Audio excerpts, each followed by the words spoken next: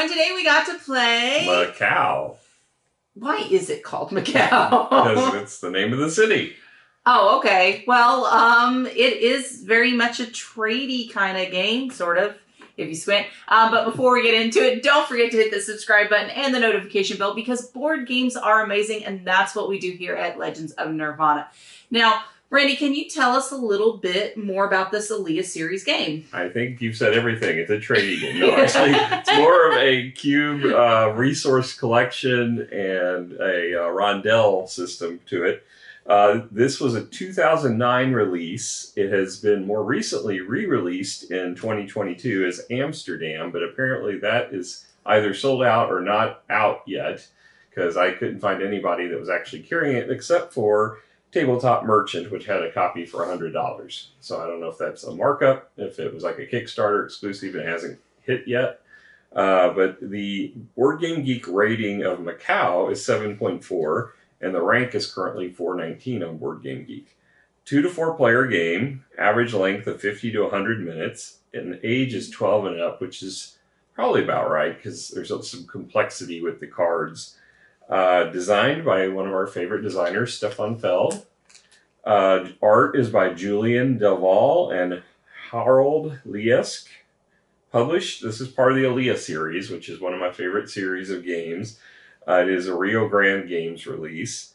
And you can find it still in the geek market. There's a couple prices for it there. For like one was the cheapest I saw in the US was $100. There's a $175 one. Well, that was in very good condition versus the $100 one that's like new. So go for the like new one. Matter of fact, I just messaged Rob telling him that they had the copy out there. So it may be gone by the time this video is posted. And as I mentioned, Amsterdam, Tabletop Merchants got it in stock for $100. So that's the only place I saw it that was available currently.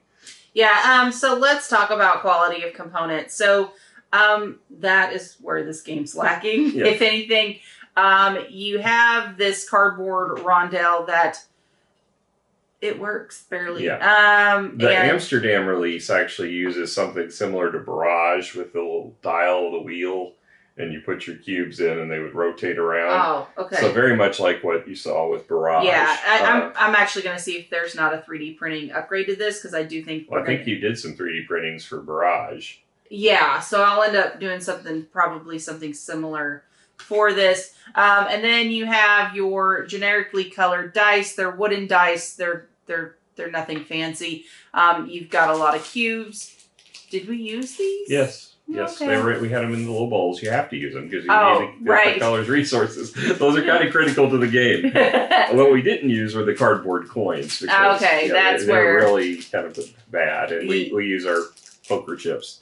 Yeah, and then card quality is, there is no linen finish. They're okay thickness. You're only shuffling them, once. But... Well, yeah, you're going to shuffle these once per game, and those once per game is 2 different sets. But you do handle the cards a lot. Yeah. And then the board has a slight linen finish on it, but it doesn't sit flat on the table. And then you have a standard boat, you have standard circles. You do have cardboard chits for your color, which are also can be used for -3 victory points for something else. So overall, it is kind of lacking. I'm gonna give this a 5. I think it's the same level as Catan. I don't think there's anything additional. It's definitely a 5, and it's one. The era of 2009 is when we saw Puerto Rico and all that Alea series games. There's nothing outstanding about the component quality. It's really the rule books they do a great job with, and the actual gameplay, the strategy. Yeah, so if you're this might, like I said, I'm going to see if there's some upgrades available to us through 3D printing and things like that. And I'm going to end up doing them probably. So let's move on to the actual theme. The theme is... There's some trading, maybe. The theme in the rulebook says, the players take the roles of influential Portuguese adventurers who risked it all in the 17th century to try their luck in Macao, the trading center in the Far East at the time. So it's totally layered on. Well, the fact that they could take this whole thing and move it to Amsterdam tells you it's completely layered on. It's the same exact game, just in Amsterdam. Yeah, pretty much. It's there. Yeah. It exists. But with the artwork, that's pretty standard too. And this aspect, I'm probably going to give it a 5 again. Yeah, I think it's a 5, for theme as well. It's definitely not, I mean, you don't feel, I mean, in the sense that you are picking up resources from the cities and you're taking them to trade ports, it makes sense, but it's very superficial. The main mechanic of the game is basically the cards. The draft, it's the dice drafting. Dice drafting and trying to get your cards off your tableau. So, it's a 5. Yeah. All right, on to the rulebook, which it's an Alea series game. Yeah. You love their rulebooks. Well, the rulebooks are really done well always. This one, there's a few struggles with, which we'll get to. But there's no cover on it. That's typical the Alea series too, unfortunately. But it has the overview, goes straight into the component list, no pictures to go with the components. That's one negative on it. Then goes through the setup. Setup's pretty straightforward. The gameplay, again, this is a Alea series, so they have the sidebars that kind of summarize everything for you, which is super helpful when you haven't played the game in a while to get it back out and refresh your memory. They did go out of their way outside of the rulebook to put the game flow right on your tableau board, which that is nice. It takes place of a cheat sheet. You don't have to have a cheat sheet because everything you need is right there. The one thing that's not right there and not in the rulebook either, the cards. And that's where it really suffers because they don't have any pictures. There's no iconography. It's all text.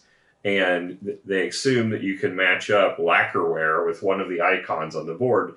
There's no correlation in the rulebook. There's no correlation. Well, and it's like, wear tiles, right? Well, wear tiles are actually any of them, but I was looking for a specific kind of tile, and I didn't know because it wasn't very clear. Right. And I think there was a lot of incidences of, because it was like office. Well, is that the actual office building, or is it the little scroll symbol? Which are called the office cards. Right? And so that was very difficult in a lot of instances of, we just had to, this feels right, so we're just going to do it. But it wasn't very clear with some of those decisions that we made, which for us being, especially you, with you being a little bit of a rules lawyer, it bugs the bejeebas out of you. Yeah. Which is really weird to say because normally I'm the rules lawyer, especially at my profession. So it's like, I didn't know I could find someone more rules lawyery than me.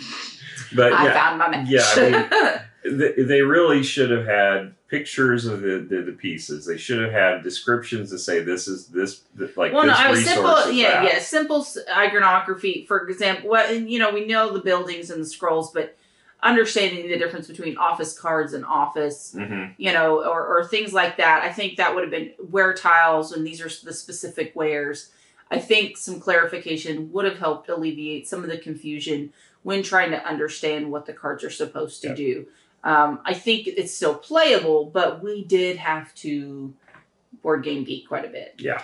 So given that, it's kind of, there's a lot of good, there's a lot of bad. I'm going to probably go ahead and give this a 6.5. I think it would if you fixed some of the pictures and the iconography and the text on the cards, I think I could have given it an 8 or 9. But given all of those issues and the fact that it does interrupt the game to have to look it all up, yes, I think 6.5 is probably fair for this. All right, so now let's actually talk about gameplay. So the gameplay is that at the beginning of the game, everyone already has a card. So we're just going to randomly take one. You take one. Yeah, normally you would draft it. So you would have a pool of cards, which is the number of players plus 2. Right. And you would draft in reverse turn order. But we're not going to do that. Yeah. We're just going to take a card. It's not built. It goes into your tableau to build. And then you would also start with 5 money. Right. And then so we're going to just go over one complete round and we'll kind of go from there. All right. So, and then also we start out with 2 resources of one color. One of another. So you've got this rondelle that has the numbers 1 through 6 on it. And the first 2 turns, you're going to populate the 1 and the 2 with 1 cube and 2 cubes. And each turn that rondelle is going to turn and expose those cubes is available to you for use from 1 going all the way around. So you want to, basically the start. Oh, you're choosing my starter colors for me. Okay. Yeah, because we're just trying to speed this up here. So. All right. So so we have our starting resources. The 1 goes on the 1 spot. The 2 go on the 2. We're gonna take 2 of the cards in the 1 section, and every round you're gonna take 2 from the numbered section. Then you're gonna add 4 more. Now, depending on player count, you're going to take some back away, but you need this many cards to determine victory point buyout. So in this case, we're looking at 3, 4, 1, 2, 3, 5, 7, 8 money. 3 for 8 money. That's a great exchange rate. Was it 3 victory points or 8 victory points? 8 victory points. Oh, so 3 money. So there's 2 numbers at the bottom of the cards. The first one's yellow, and it's the money that you have to spend. And then the victory points is in kind of a mauve or reddish color. Mm-hmm. So this is available once per turn. You can spend coins to buy victory points, and the exchange rate changes every round because of the cards. Now, if you're 2 players, you would remove the last 2 cards. The last 2 cards, and those go in the discard. Now, I have these 4 cards to choose from because I'm randomly first player. I don't know. We're here. And I'm looking at some different things that can happen. So I'm going to do this card because it'll probably be easier to fill. Yeah, so I was hoping you'd give me 2 reds so I could take that card. And none of these have the colors you gave me. That was very helpful. Thank you. I appreciate it. I'm trying to help you out as much as I can. All right. So I guess I will take that one because at least green is on it.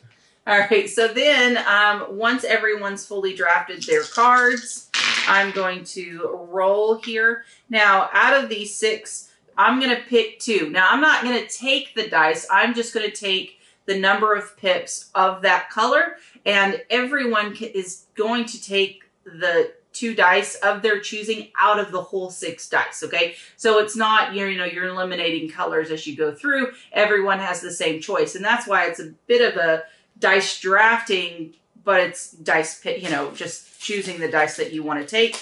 I'm going to take 6 green because it seems like a good idea, and then 4 red. I'm going to take 5 gray and the 6 green. So I think I would do the same because I need gray for this governor that I got at the beginning. Okay, so here's 5 gray.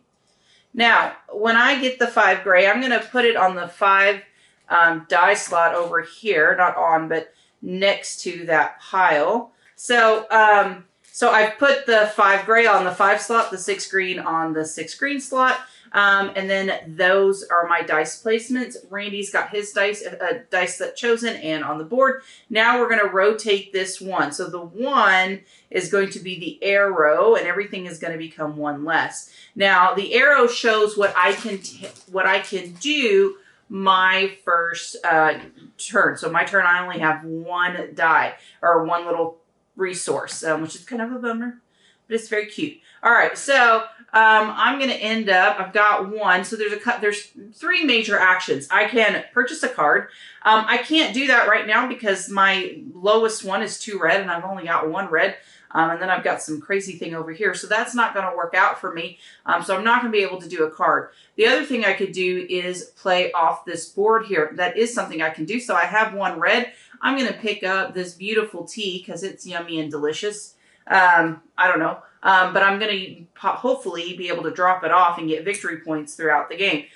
So I've spent that. All right, and then Randy, and then I'm going to take my token and place it here. These are wire towels, and they're in the city, so you are going to pick those up to deliver them, but you're also going to build an area control by placing your tiles, so the largest region you have of connected tiles at the end of the game will score 2 points per space for you. So clustering yours together is a good thing. Mm-hmm. So I got 1 green. I got to turn the dial. All right, so I got 1 green available. I can do similar buying 1 of those. The other things I can do is I can move up on this wall, which will change turn order. So I could pay to 1 to go up 1, and that would let me choose before Miranda. Or I could move my boat up 1 space, which is going to get me closer to the islands to deliver. But since I don't have anything to deliver yet, that's not real valuable.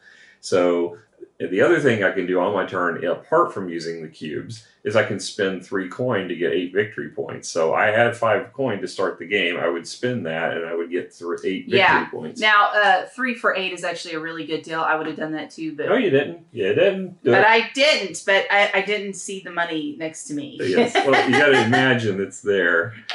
So then I will go ahead and take. I think I will take the plateware or whatever it is. Okay.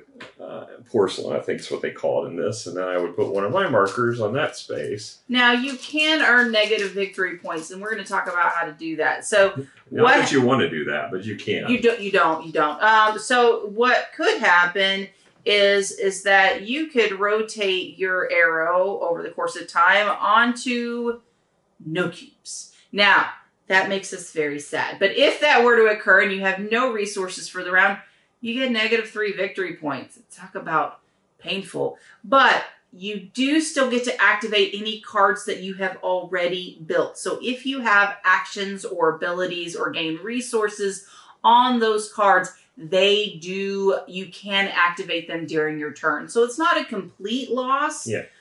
But it's pretty painful. It is, because you're basically double whammy, because for the most part, you basically don't have any actions because the cubes are missing. There are cards that give you cubes, so it might give you some actions, but mostly you're just triggering some combos you might have created, which is good, but you're not getting anywhere. Well, and then the negative 3 victory points. And the negative 3 victory points. So you do really want to plan well. Yeah. On this, and sometimes you're planning, you just didn't roll the right dice to be able to fill it. So that can happen. One of the other things that could possibly happen is that I have mismanaged my resources and I end up completely full and I still have to draft a card. So if I have to draft a card and I have nowhere to put it, I'm also going to get a negative 3 victory points, which is very sad inside. Yeah. And then the card... You choose one of the cards to discard. So out of the 6, you can choose one, discard one. But, that's still very hurtful because it's another card you didn't get to play that allows you special abilities and things like that. So overall, it's really painful, if you will. And so those are the different mechanics within the game. Well, also at the end of the game, if you haven't cleared your board completely of buildings, you will suffer negative 3 victory point penalties for each one you still have, too. And then something we didn't mention is frequency. So just because I have enough tokens, I can still only buy one of the wear tiles. And then I can play as many cards as I want. And I can drop off and move as much as I want. But this one, you pay 1 to go up 1, but then the second and third cost 2 cubes, so just be aware of that. Each additional is 2. Yeah. So that's the only thing, because sometimes I wanted to buy several of these because I had the cubes. You cannot. Not unless you have cards. There are cards that let you bend most every rule. Oh, yeah, and then this too. So you can only purchase this once unless you have a card to bend it. So I can, even if I had 9 money, I could only spend 3 to get the 8, which is a really great exchange rate. So overall, so that's basically the game. And you play 12 rounds, and the later rounds, the higher numbers, because they won't rotate around, will become 1s if you roll them. So as you get later in the game, you're going to have less cubes that you're going to be able to accumulate on your turn, just out of the fact that they're not going to rotate all the way around, so they become 1s, and you're going to have more and more colors that are 1s. But the good news is the ones that have multiple different colors on the cards are going to be easier to finish because you'll have more chance of lining up colors. Correct. So overall, so the first time we played this, I was a little frustrated. Randy was kicking our tail end, but he had already played it once. We had not. And I think I wasn't listening to him when he was explaining the rules, or didn't understand the cards very well. So I was like, Randy, I'm going to have to play this again because I think I'll like it. And I'm not 100% sure. Played it the second time. I really did like it. Especially now that I knew how to play and I kind of understood this dice drafting, which overall is actually very unique to have not, the dice taken away and to be, really managing timing on those resources. You want those resources at the right time but there is a little bit of luck involved because depending on what the rolls are, sometimes you just can't get. You're like, I just need like a 4 or 5 granny, you know, and you can't get it. I think Barrage is the only other game I've seen with that kind of timed release of resources aspect to it. Yeah, but it's different. I think it feels a little different, and I actually, if I remember it right, I like this better. The theme isn't very strong with this game, but I still overall really, really enjoyed it. I'm probably going to give it, for gameplay, 8.5, because I actually really, I thought it was a great little game. It's something that I'm going to look at seeing if we can't upgrade and make this more friendly, because the problem is you end up with getting a lot of cubes, and turning, you had to be super careful to make sure that it became kind of upkeeping, just making sure that everything was in the right pile and rotating. It's easy to knock your cubes around and get alignment. But yeah, I mean, when I played this weekend, I've had this on the shelf since 2009 and never got it to the table. That's our MO, guys. And I always know the Alea series are not going to disappoint when I get them out. There's a few that I've not been as impressed with. When I think of the Alea series, Puerto Rico and Castles of Burgundy rise to the top of the cream of the crop of that. And when I first played this, I'm like, I think I like this better than Castles of Burgundy. I was really shocked at how much I like this game. I think it's on par with it. And Rob asked, do you like it better than Trajan? And I'm like, well, it's not even the same. It's not an Alea series, Trajan. But I said, as far as this goes, I don't think I like it quite as well as Trajan, but it's right up there. So I think I'm right about an 8.5 with you, because Trajan, I think, was a 9-level game. This, I think, is probably right there underneath it. I think we gave Castles 8.5. I gave it, or at least an 8.5. So I think these two are right neck and neck. Yeah, no, I definitely think it's a good one to definitely look at. And if it is, there's a new version that's coming out or whatever, definitely look at it. Yeah. Amsterdam, I think is what you said. Yeah, I'm not a huge fan of Queen games as far as their component quality and their color schemes and all that. I wish. But they are very fun at conventions. They are. So I always enjoy going to their booths because they have fun stuff anyway. But so overall, yeah, good game. Definitely check it out, guys. Well, thank you so much for joining us. We had an absolute blast, and hopefully you'll come hang out with us again. We'll catch you guys later. Bye. Bye.